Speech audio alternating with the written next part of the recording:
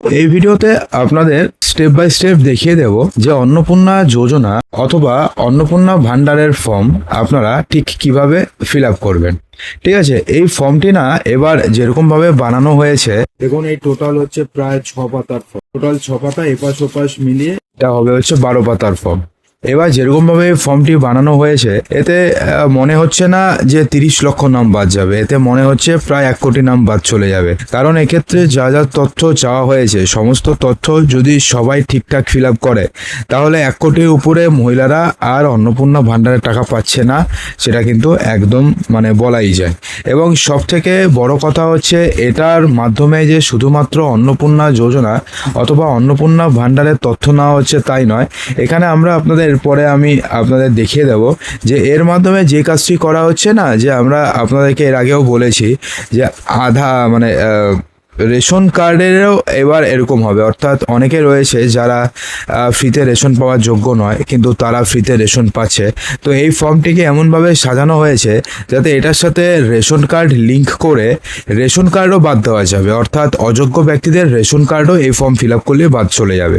ঠিক আছে, তো চলুন প্রথম এক এক করে জেনে নিই, কারণ অনেক বড় ফর্ম, আমরা অত কথা না বলে জেনে নিই যে কিভাবে আমরা ফর্ম ফিল আপ করবো। দেখুন কি বলেছে, দেখুন অন্নপূর্ণা যোজনা পারিবারিক তথ্য সংগ্রহের ফর্ম। প্রতিটি বিভাগে স্পষ্ট ক্ষেত্র টিক চেকবক্সের বিকল্প নির্দেশাবলী রয়েছে। ঠিক আছে, প্রতিটি চেকবক্স এবং ক্ষেত্র পরিষ্কারভাবে চিহ্নিত করা হয়েছে। আবেদনকারী এবং যাচাইকারী কর্মকর্তাদের জন্য প্রয়োজনীয় নির্দেশাবলী প্রদান করা হয়েছে। প্রতিটি বিভাগ পূরণ করা বাধ্যতামূলক, অর্থাৎ কোনো একটি বিভাগ আপনারা ফাঁকা রাখতে পারবেন না। দেখুন প্রথমে কি বলেছে, পরিবারের প্রধানের নাম অর্থাৎ হেড অফ দ্য ফ্যামিলি কে রয়েছেন তার নাম লিখবেন। ঠিক আছে, হেড অফ দ্য ফ্যামিলি মানে আপনাদের পরিবারে যিনি বয়োজ্যেষ্ঠ রয়েছেন তিনি হচ্ছে হেড অফ দ্য ফ্যামিলি, তার নাম এখানে লিখবেন। এখানে লেখা আছে আধার কার্ড অনুযায়ী যে নাম রয়েছে সেই নাম আপনাকে লিখতে হবে। দেখুন এখানে জন্ম তারিখ, এবার আপনি ভাবতে পারেন যে জন্ম তারিখ আমি কার লিখবো। তো এক্ষেত্রে আপনারা জানিয়ে দিই যে আপনার এখানে পরিবারে হেড অফ দ্য ফ্যামিলির সমস্ত ডিটেলস চেয়েছে, তাই এখানে জন্ম তারিখ লিখবেন, দিন মাস বছর। এবার পরিবারের প্রধানের লিঙ্গ, পরিবারের প্রধান কি পুরুষ মহিলা নাকি অন্যান্য সেটা দেখবেন। যদি পুরুষ হয় তাহলে পুরুষের টিকমার্ক দেবেন, মহিলা হলে মহিলা, অন্যান্য হলে অন্যান্য। পরিবারের প্রধানের আধার নাম্বার, এখানে আপনি আধার নাম্বার লিখবেন। ডিজিটাল রেশন কার্ডের পারিবারিক আইডি যদি থাকে তাহলে এখানে ডিজিটাল রেশন কার্ড নাম্বার এখানে লিখবেন। পরিবারের সদস্য সংখ্যা অর্থাৎ হেড অফ দ্য ফ্যামিলি সহ আপনাদের পরিবারে কতজন মেম্বার রয়েছে সেইটা আপনি লিখবেন। যদি 7 জন থাকে 7 জন, 6 জন থাকলে 6, 5 জন থাকলে 5, 4 জন থাকলে 4, যা আছে এখানে শুধুমাত্র সংখ্যায়। ঠিকানা, পুরো ঠিকানা আপনি লিখবেন। ঠিকানা আপনি জানেন যে কিভাবে লিখতে হয়, ছোট থেকে সবসময় বড় হয়। অর্থাৎ প্রথমে আপনার রাস্তার নাম, তারপরে গ্রামের নাম, তারপরে আপনার জেলার নাম, তারপরে রাজ্যের নাম, তারপরে হচ্ছে পিনকোড, অর্থাৎ যেরকমভাবে আসে দিকে লিখবেন। এরপরে যোগাযোগ নম্বর অর্থাৎ বিশেষত পরিবারের প্রধানের আধার নম্বরের সঙ্গে যুক্ত মোবাইল নম্বর এখানে আপনাকে লিখতে হবে। ঠিক আছে, অর্থাৎ পরিবারের যিনি হেড অফ দ্য ফ্যামিলি রয়েছেন ওনার আধার কার্ডের সঙ্গে যুক্ত যে মোবাইল নাম্বার রয়েছে মোবাইল নাম্বার এখানে দেবেন। নাম, জন্ম তারিখ, লিঙ্গ, পরিবারের প্রধানের সঙ্গে সম্পর্ক, আধার নাম্বার, পরিবারের সকল সদস্যের এবার লিখতে হবে। অর্থাৎ আগে শুধু এসছি হচ্ছে পরিবারের প্রধানের, এবার হচ্ছে সবার। প্রথমে হচ্ছে পরিবারের প্রধান। ঠিক আছে, এই হেড অফ দ্য ফ্যামিলির নাম লিখবেন, জন্ম তারিখ লিখবেন, লিঙ্গ লিখবেন। পরিবারের প্রধানের সঙ্গে সম্পর্ক, এটা যেহেতু পরিবারের প্রধান নিজে তাহলে এখানে লিখবেন হচ্ছে নিজে বা সেলফ, এখানে আধার নাম্বার লিখবেন। হলো, এবার সদস্য নম্বর 2। ঠিক আছে, এখানে দেখুন আবার কি লেখা আছে, অন্নপূর্ণা যোজনার জন্য আবেদন করা হচ্ছে। যদি আপনি আবেদন করে থাকেন তাহলে হ্যাঁ লিখবেন, না হলে না লিখবেন। ঠিক আছে, যদি পরিবারের প্রধান যিনি রয়েছেন তিনি যদি অন্নপূর্ণা যোজনার জন্য আবেদন করেন তাহলে হ্যাঁ লিখবেন, যদি না করেন তাহলে না লিখবেন। এবার সদস্য নম্বর 2 লিখবেন, তিনি যদি অন্নপূর্ণা যোজনার জন্য আবেদন করেন তাহলে হ্যাঁ লিখবেন, না হলে কিছু লেখার দরকার নেই, নাহলে টিক করার দরকার নেই। দেখুন এবার অনেকগুলো রয়েছে, সদস্য সংখ্যা 3, সদস্য সংখ্যা 4, সদস্য সংখ্যা 5। এক্ষেত্রে আপনাদের মনে একটা প্রশ্ন আসতে পারে যে আপনি এখানে পরিবারের কি সবার নাম লিখবেন নাকি শুধুমাত্র মহিলাদের নাম লিখবেন। দেখুন এটা যেহেতু অন্নপূর্ণা ভান্ডারের ফর্ম সেহেতু শুধুমাত্র মহিলাদের নাম লিখলে যথেষ্ট। দেখুন এখানে 5 জন লিখেছে, কারণ একটা ফ্যামিলিতে 5 জনের বেশি মহিলা সাধারণত থাকে না, থাকলে পরে সেটা আলাদা ব্যাপার, যদি থাকে না তো যারা মূলত লক্ষ্মীর অন্নপূর্ণা ভান্ডার ভান্ডারের জন্য আবেদন করছে তাদেরই সমস্ত ডিটেলস লিখবেন, নাম লিখবেন, জন্ম তারিখ, লিঙ্গ অবশ্যই ফিমেল হবে, ফিমেল বা মহিলা, পরিবারের প্রধানের সঙ্গে কি সম্পর্ক রয়েছে, যদি ছেলে বউ থাকে তাহলে ছেলে বউ লিখবেন, মেয়ে থাকলে মেয়ে লিখবেন, মানে যা আছে তাই লিখবেন, আধার নম্বর দেবেন প্রত্যেকের, ঠিক আছে। আর যদি আপনি অন্নপূর্ণা ভান্ডারের জন্য যদি আবেদন করে থাকেন তাহলে হ্যাঁতে ক্লিক করবেন, নাহলে কিছু করার দরকার নেই। তো এবার আসছি পরিবারের প্রধান এবং পরিবারের সকল প্রাপ্তবয়স্ক সদস্যের ব্যাংক অ্যাকাউন্ট নম্বর অর্থ স্থানান্তরের জন্য, ঠিক আছে। অর্থাৎ এক্ষেত্রে বলা হয়েছে যে প্রাপ্তবয়স্ক যতজন রয়েছে সবার ব্যাংক অ্যাকাউন্ট নম্বর লিখতে হবে। দেখুন, ডিবিটি ক্রেডিটের জন্য আধার লিঙ্কযুক্ত ব্যাংক অ্যাকাউন্ট নাম্বার প্রদান করুন, ঠিক আছে। তো সেক্ষেত্রে এক্ষেত্রে না আপনাকে দেখুন এখানে কটা দেওয়া হয়েছে, সদস্য সংখ্যা 5 দেওয়া হয়েছে। তাহলে মূলত এখানে যাদের যাদের জন্য আপনারা অন্নপূর্ণা ভান্ডারের জন্য আবেদন করছেন তাদেরটা এখানে লিখবেন, যে কার কার HOF অর্থাৎ হেড অফ দ্য ফ্যামিলি, তার ব্যাংক অ্যাকাউন্ট নাম্বার সমস্ত কিছু লিখলেন, সদস্য সংখ্যা 1 তার লিখলেন, 2, 3, 4 যা যা আছে এখানে লিখে দিলেন। আশা করি বলতে পেরেছি। অনেক বড় ফর্ম, আস্তে আস্তে মানে যদি আস্তে আস্তে বলতে চাই অনেক বড় হয়ে যাবে, ঠিক আছে। এখানে লিখবেন, যদি সদস্য সংখ্যা বেশি থাকে লিখবেন, যদি আপনি চান যে আপনি আপনার বাড়ির অন্যান্য সদস্যদেরও লিখতে চান তাহলে অনেক ফাঁকা জায়গা আছে, এখানেও আপনি লিখতে পারবেন। এবার দেখুন বলা হয়েছে এপিক, HOF এবং সকল প্রাপ্তবয়স্ক ভোটার তালিকা অংশ নম্বর লিখতে হবে। এখানে কি বলা হয়েছে, যত ভোটার প্রাপ্তবয়স্ক সদস্য রয়েছে সবার ভোটার তালিকায় অংশ নম্বর সহ এবং HOF এর লিখতে হবে। তো HOF এর এপিক নাম্বার এখানে, বিধানসভা ক্ষেত্র অংশ, বিধানসভা ক্ষেত্র কি এবং অংশ নম্বর এখানে লিখবেন। প্রত্যেকের ক্ষেত্রে এটা কিন্তু মাস্ট, অর্থাৎ পরিবারের প্রত্যেক সদস্যের যারা প্রাপ্তবয়স্ক অর্থাৎ যারা ভোট দেয় তাদের সবার এপিক নম্বর এবং এবারে SIR এর পরে যে ভোটার তালিকা বেরিয়েছে সেখান থেকে বিধানসভা ক্ষেত্র এবং অংশ নম্বর লিখতে হবে, ঠিক আছে। তো এবার আসছি হচ্ছে বিভাগ, তো অর্থাৎ আপনারা কোন কাস্টে পড়েন, অসংরক্ষিত আনরিজার্ভ থাকলে আনরিজার্ভ, EWS থাকলে EWS, SC থাকলে SC, ST থাকলে ST, যেটার মধ্যে ওটার মধ্যে আপনি জাস্ট টিক মার্ক করে দেবেন। এখন দেখুন রেশন কার্ড খাদ্য ভর্তুকি সঠিক হলে টিক চিহ্ন দিন। দেখুন এখানে বলা হয়েছে আপনার কি ডিজিটাল রেশন কার্ড রয়েছে, এখন বর্তমানে সবারই পশ্চিমবঙ্গে ডিজিটাল রেশন কার্ড রয়েছে, তো হ্যাঁ লিখবেন। যদি হ্যাঁ হয় তবে কোন কার্ডের ধরুন, আপনাদের কোন কার্ড রয়েছে, AY, PHS, SPHS, RKS 1, 2 নাকি 3, ওটাতে ক্লিক করলেন। পরিবারের রেশন দোকান থেকে মাসিক রেশন তুলছেন কিনা, যদি আপনারা মাসিক রেশন তুলে থাকেন হ্যাঁ করবেন, না করে না করবেন। সম্পদ, এবার দেখুন না এটার সাথে কি সুন্দর রেশন কার্ডও লিঙ্ক করে দিয়েছে, অর্থাৎ এর মাধ্যমে না এবার যদি আপনি ধরুন আপনার কাছে AY রেশন কার্ড রয়েছে কিন্তু আপনি AY পাওয়ার যোগ্য নন, তাহলে এখান থেকে আপনাদের AY রেশন কার্ড থেকে নাম চলে যাবে, অর্থাৎ সেক্ষেত্রে আপনাকে কিন্তু ফিল আপ করতেই হবে। সম্পদ, বাড়ির ধরুন আপনার বাড়ি থেকে 3 বা তার বেশি পাকা ঘর রয়েছে, হ্যাঁ হলে হ্যাঁ লিখবেন, না হলে না লিখবেন। পারিবারিক জমির মালিকানা, যদি আপনার নিজস্ব জমি থাকে তাহলে হ্যাঁ লিখবেন, না হলে না লিখবেন। দেখুন রেজিস্ট্রেশন নথি, মিউটেশনের কপি এবং আরও এর হাল নাগাদের তারিখ সহ সর্বশেষ জমির রেকর্ডের কপি, এই অনুযায়ী আপনাকে সমস্ত কিছু দিতে হবে। পরিবারের সকল সদস্যের মোট জমির পরিমাণ কি রয়েছে শতকে আপনি দেবেন। রেজিস্ট্রেশন নথি, সর্বশেষ আরোয়ার জমির নথি, এগুলো লাগবে, নথি দিতে হবে আপনাকে। যানবাহন, আপনার বাড়ি থেকে কোনো অবাণিজ্যিক মোটর চালিত 4 চাকার গাড়ি রয়েছে, অবাণিজ্যিক মানে যেগুলো আপনারা ভাড়া খাটান না, অর্থাৎ পার্সোনাল, যদি হ্যাঁ হয় তাহলে হ্যাঁ লিখবেন, না হলে না লিখবেন। যদি হ্যাঁ হয় তাহলে কতগুলো গাড়ি রয়েছে সেই গাড়ির সংখ্যা লিখবেন, গাড়ির রেজিস্ট্রেশন নাম্বার লিখতে হবে। পরিবার ভিত্তিক সদস্যদের স্বাস্থ্য বীমা, যদি আপনাদের কোনো পার্সোনাল স্বাস্থ্য বীমা থাকে তাহলে হ্যাঁ লিখবেন, যদি না থাকে না লিখবেন। আর থাকলে পরে সরকারি নাকি বেসরকারি, সরকারি হলে স্বাস্থ্যসাথী, এগুলো সমস্ত কিছু লিখবেন। যদি HOF এর কি রয়েছে, সরকারি নাকি বেসরকারি, সরকারি হলে সরকারি লিখবেন।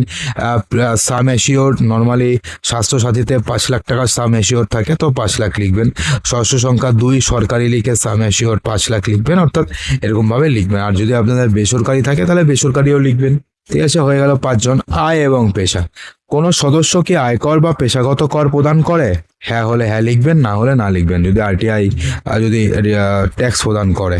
পরিবারের সদস্যদের প্যান কার্ড যদি থাকে, হ্যাঁ, যদি হ্যাঁ হয় তাহলে প্যান কার্ডের নম্বর, HOF এর নাম, প্যান কার্ডের নম্বর, যেই সদস্যদের নাম প্যান কার্ড রয়েছে সবার নাম আপনাকে এখানে লিখতে হবে, না হলে না লিখবেন। কর্মসংস্থানের ধরন, দেখুন পরিবারের যিনি প্রধান রয়েছেন তিনি কি করেন, সরকারি ক্ষেত্রে চাকরি করে, বেসরকারি, বেতনভুক্ত কর্মচারী নাকি সংগঠিত কর্মে স্বনিযুক্ত অর্থাৎ ব্যবসায়ী হোক বা বা মালিক হোক বা নিজস্ব দোকান হোক বা উদ্যোক্তা হোক, এরকম। আংশিক সময়ে কর্মরত নাকি পার্ট টাইম নাকি নাকি অসংগঠিত ক্ষেত্রে স্বনিযুক্ত, যেমন কারিগর, শিল্পী, কৃষক ইত্যাদি।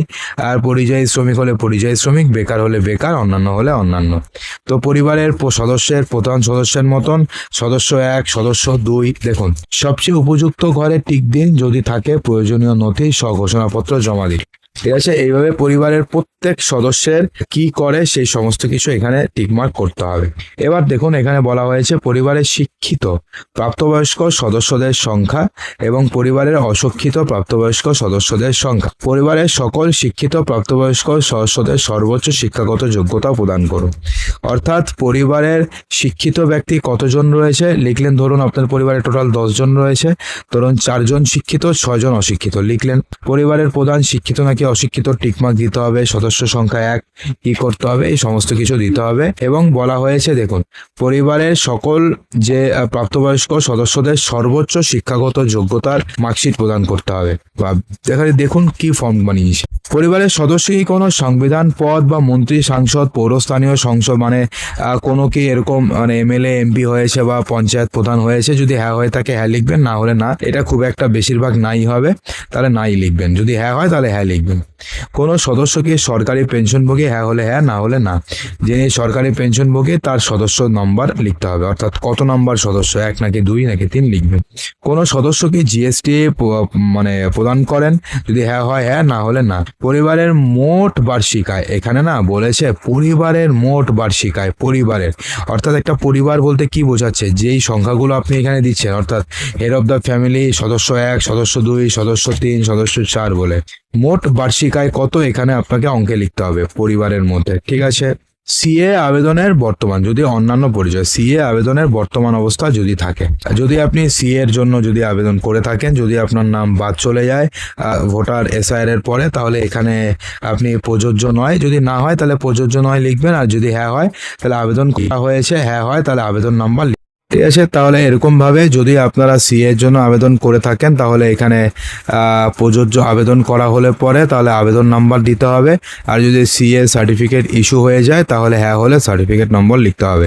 আর প্রযোজ্য নয় হলে প্রযোজ্য নয়, প্রযোজ্য নয়, প্রযোজ্য নয় ক্লিক করে দেবেন, হয়ে যাবে। এখন দেখুন কি বলেছে, অন্যান্য কিষাণ ক্রেডিট কার্ড এই সমস্ত কিছু যদি আপনাদের থাকে তাহলে পরিবারের কোন সদস্যের রয়েছে, পরিবারের প্রধানের যদি থাকে তাহলে নাম্বার লিখতে হবে, আইডি সংখ্যা লিখতে হবে, যে তারিখে ইস্যু করা হয়েছে লিখবেন, যেমন কেসিসি আর্টিস্টিয়ান ক্রেডিট কার্ড বা এমজেসিসি এই সমস্ত কিছু। তো যে সদস্যের রয়েছে সেই সদস্যের নাম, আইডি সংখ্যা এবং যে তারিখে ইস্যু করা হয়েছে সেই সমস্ত কিছু লিখবেন।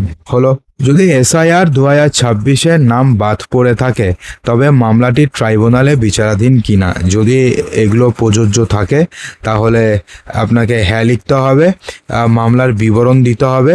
ঠিক আছে, আর যদি না হয় তাহলে প্রযোজ্য নয়, প্রযোজ্য নয়, প্রযোজ্য নয়, প্রযোজ্য নয়, প্রযোজ্য নয়, প্রযোজ্য নয়, আর হ্যাঁ হলে হ্যাঁ লিখবেন। ঠিক আছে, এবার কি আসছে, ব্যক্তিগত মর্যাদা এবং নির্ভরশীল ব্যক্তিগণ। বিদ্যালয়ে অধ্যয়নরত পরিবারের সকল শিশুর বিবরণ। এবার যত শিশু রয়েছে আপনাদের বিদ্যালয়ে আপনাদের বাড়িতে বিদ্যালয়ে পড়ে সবার ডিটেলস এখানে দিতে হবে, কোন স্কুলে পড়ে, সরকারি নাকি বেসরকারি, শিশুর নাম, শ্রেণী, বিদ্যালয়ের নাম সমস্ত কিছু দিতে হবে।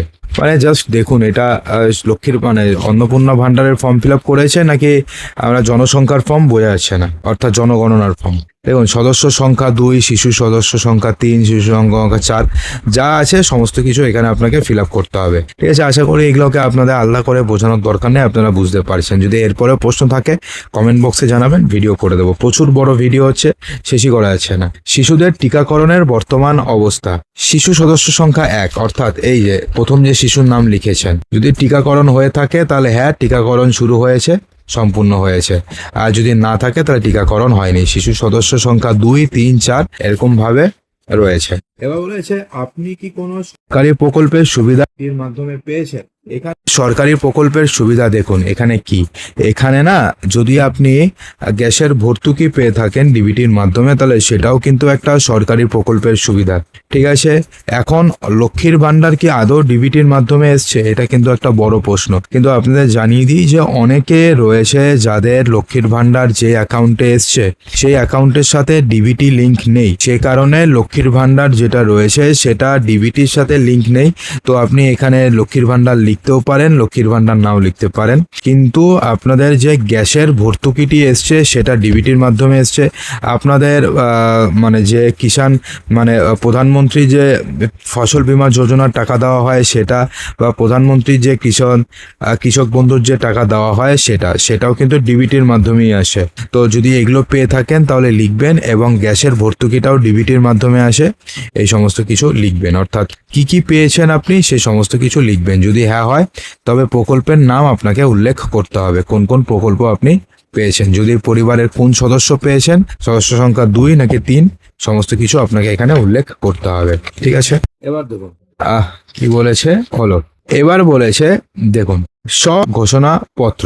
আমি এই মর্মে ঘোষণা করছি যে উপরে প্রদত্ত তথ্য আমার জ্ঞান বিশ্বাস অনুযায়ী সত্য এবং প্রযোজ্য। আমি সকল সহায়ক নথি প্রদান করেছি এবং উপরে উল্লেখিত কোনো মানদণ্ড বাদ দিইনি।